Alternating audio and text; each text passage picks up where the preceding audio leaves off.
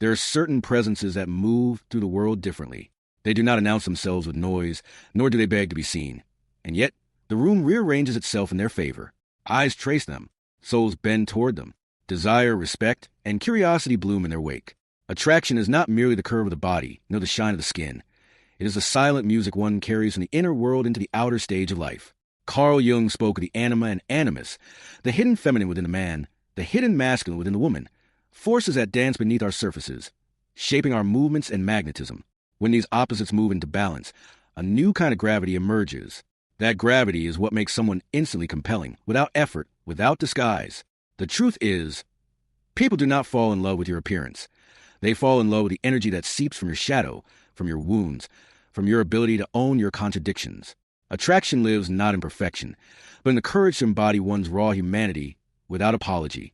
But few dare to live this way. Most spend their days sculpting masks, polishing illusions, shrinking or expanding to fit into fragile molds of approval. And in doing so, they dim the very light that would have made them unforgettable. You see, there are habits, not tricks, not techniques, but living rituals of the psyche that, once embraced, make a soul impossible to ignore.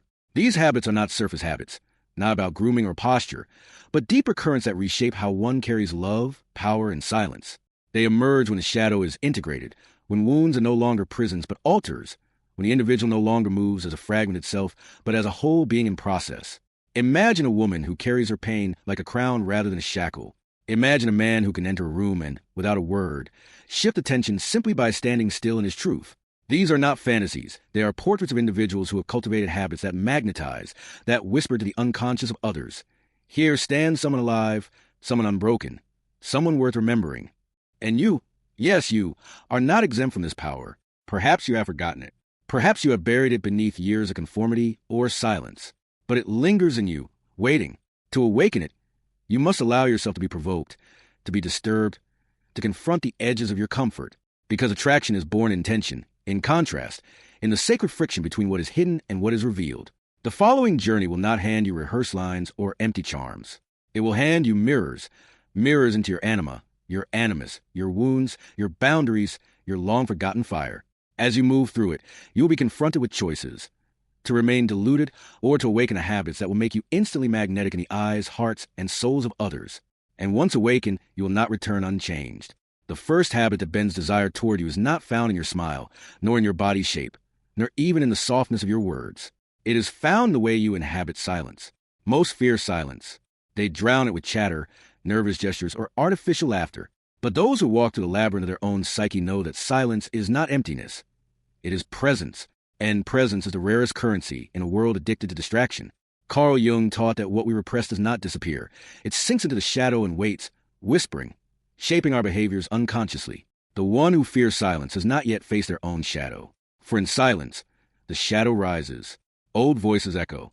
Buried wounds breathe again. That is why so many scramble to fill space with noise, because they cannot bear to meet themselves. But the strong, the magnetic, the unforgettable, they do not flee silence. They sit with it. They wear like a cloak. They let it settle around them, as though saying without words, I have nothing to fear myself, and nothing to prove to you. Imagine this. A woman enters a room. She does not rush to speak, nor does she try to dissolve the tension with small talk. She stands still, eyes steady, posture soft but certain. She allows the silence to do its work, to stir curiosity, to create gravity. Without a single word, people begin to notice her, to lean into her field. She has not manipulated anyone. She has only mastered herself. This is a paradox. The more comfortable you are with silence, the louder your presence becomes. The less you try to be seen, the more you are seen. Attraction blooms in the gaps, in the pauses, in the mystery that silence holds. For men, this habit awakens the archetype of the sovereign, the king who does not need to shout to command respect. For women, it awakens the archetype of the high priestess, the one whose allure comes not from exposure, but from the sacred secrecy of her being. And here is where you must confront yourself. How often do you betray your own magnetism by rushing to fill silence? How often do you trade your power for nervous words? The next time silence stretches between you and another, do not flee from it. Hold it. Let it breathe. Let them feel the weight of your stillness.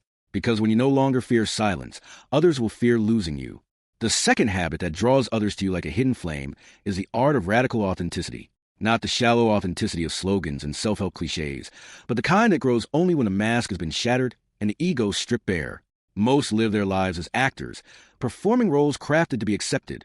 They wear smiles they do not feel, speak words they do not mean, and nod in agreement with what secretly disgusts them. Why? Because deep down, the ego is terrified of rejection, to be cast out, to be unloved, to be seen and dismissed. These are the primal fears that bind us. Jung whispered the mask, the persona, the carefully constructed facade we present to the world. The danger is not in having a persona. It is in forgetting that it is only a mask. Those who become enslaved to their masks live hollow lives, always calculating, never daring.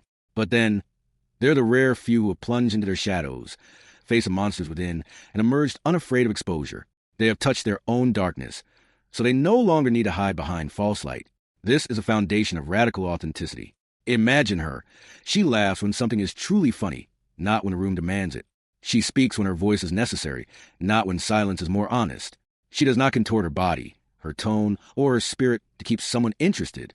And paradoxically, this very refusal to perform makes her irresistible. For inauthenticity is repulsive. It creates a subtle dissonance that others may not name, but feel. Authenticity, however, is magnetic. It disarms.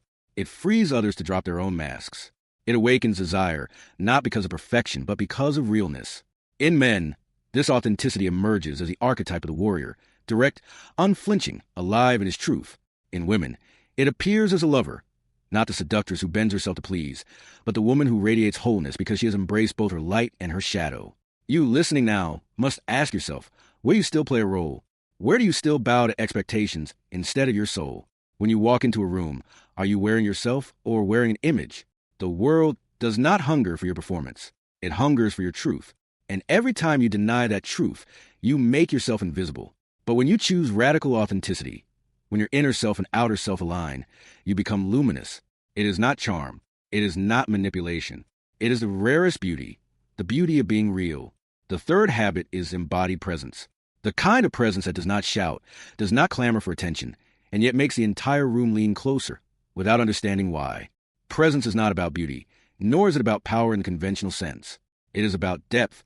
The human nervous system is wired to feel, not just see, and the presence of another person is registered long before their words reach our ears. Think of a man who enters a space with his mind scattered, his eyes darting, his body restless. His energy radiates anxiety, and others unconsciously recoil. Now imagine another. He walks slowly, each step grounded, his shoulders relaxed, his breath steady. He may say nothing, yet his silence speaks louder than 1,004 sentences. This is embodied presence. When the body and spirit are in union, when every movement whispers, I am here, I am not afraid to be seen. Jung would say this is the fruit of individuation, the integration of the fragmented psyche. A person who has made peace with their shadow no longer needs to escape themselves. And because they are no longer running from within, their very stillness commands attention. For women, presence is often misinterpreted. Culture tells her to be louder, shinier, more visible, to dazzle. But true magnetism comes not from sparkle, but from gravity. A woman who sits in a room without fidgeting, without rushing to fill the silence, radiates a mysterious calm that others crave. Her presence feels like an anchor in a storm. And for men, presence is not dominance. It is not the peacock's display. It is the quiet mastery of one who knows himself. He does not need to conquer the room, for he has already conquered his own restlessness. Ask yourself, when you speak, is your voice tethered to your body, or does it float above you, detached? When you listen, do you truly inhabit the silence, or do you anxiously prepare the next thing you will say? Presence demands surrender. Surrender to moment. Surrender to being seen without defense. It is no coincidence that those with strong presence often appear more attractive than those conventionally beautiful. Beauty fades in the light of presence. Presence makes others feel safe, and safety is the foundation of desire. It is a paradox. The more still you are, the more others move toward you. The less you demand attention, the more attention you command. And this is why embodied presence is not just a habit. It is a force, a gravitational pull born not performance, but a rootedness in one's own being. The fourth habit is the alchemy of vulnerability, not the weakness that bends and breaks under pressure, but the courage to open what the ego longs to hide. Vulnerability is not fragility. It is the paradoxical strength of one who dares to be seen without armor. The human soul is weary of perfection. It is not flawless skin, rehearsed lines, or polished masks that captivate the heart. It is a moment when the curtain falls and raw, trembling truth steps forward. That truth is magnetic because it is rare. Jung wrote that the shadow is a part of ourselves we banish, the aspects too shameful, too fragile, too dangerous to reveal. And yet, when one finds the courage to bring a fragment of that shadow into the light, it creates a crack in the armor where intimacy can breathe. Think of her. She does not hide her tears when grief comes. She does not silence her voice when her heart is bruised. And because she does not perform in vulnerability, those who watch her feel something ancient stirring. The freedom to be real, too. Think of him. A man unafraid to say I was wrong or I am afraid. In a culture that worships control, his honesty becomes a beacon. He does not lose authority in revealing his humanity. He gains trust. To pretend strength at all times is to build walls, and walls may protect, but they also isolate. Vulnerability tears down those walls, inviting others into the sacred space of truth. It is there in that space that attraction deepens into connection. But vulnerability must not be confused with reckless oversharing. It is not the spilling of secrets to anyone who will listen. It is a precise, deliberate act of showing a piece of the inner self to the one who has earned the right to witness it. That act carries the weight of initiation, as of saying, "Here in my openness, you will find not weakness, but the depth of my humanity."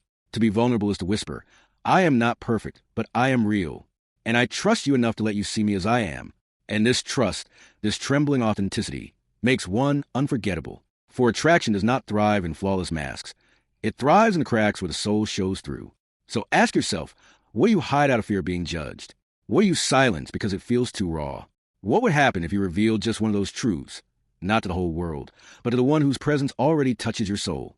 Vulnerability is not the collapse of strength. It is the evolution of it. It transforms desire into devotion, fleeting interest into unshakable connection, and that, more than any performance, makes you magnetic. The final habit is the sacred art of mystery. If vulnerability is the door that lets others in, mystery is the veil that keeps the flame alive. It is the paradox of attraction.